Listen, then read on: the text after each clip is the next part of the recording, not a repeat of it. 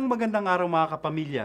Magkapet pandasal muna po tayo. Ito po si Father Nono. Mga kapamilya, pinag-uusapan pa rin po hanggang ngayon ang pinakaunang apostolic letter na sinulat ni Pope Francis na may pamagat na The Joy of the Gospel. Marami po kasi talaga tayong matututunan dito. Halimbawa, may mga obserbasyon po ang Santo Papa tungkol sa tunay na saya o ligaya ng buhay natin. Madalas nating sinasabi, simple lang naman ang hanap natin sa buhay, ang lumigaya. Pero ano nga bang ibig sabihin nito? Ani Santo Papa, di raw natin alam kung ano ang tunay na magpapasaya sa atin. Ang inaakala nating saya ay pawang aliw lamang at magkaiba raw po yun.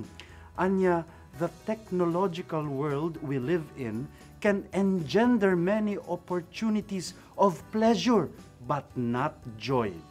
Ang kayang ibigay ng mundo ay aliw, pleasure, yaman, kasikatan, kapangyarihan, subalit lahat ng yan ay kumukupas. Lahat ng yan ay tinanggihan ni Jesus sa disyerto. Samantala, ang tunay na saya ay manggagaling lamang sa tunay na pag-ibig, sa walang kupas, walang maliw na pag-ibig ng Diyos. At yun ang pinili ni Jesus sa disyerto.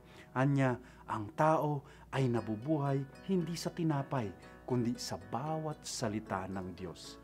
Joy of the Gospel. Kaya maaari po nating pagnilayan mga kapamilya. Ano nga ba ang hanap mo? Tunay na saya o panandaliang aliw? Is it really lasting joy or passing pleasure?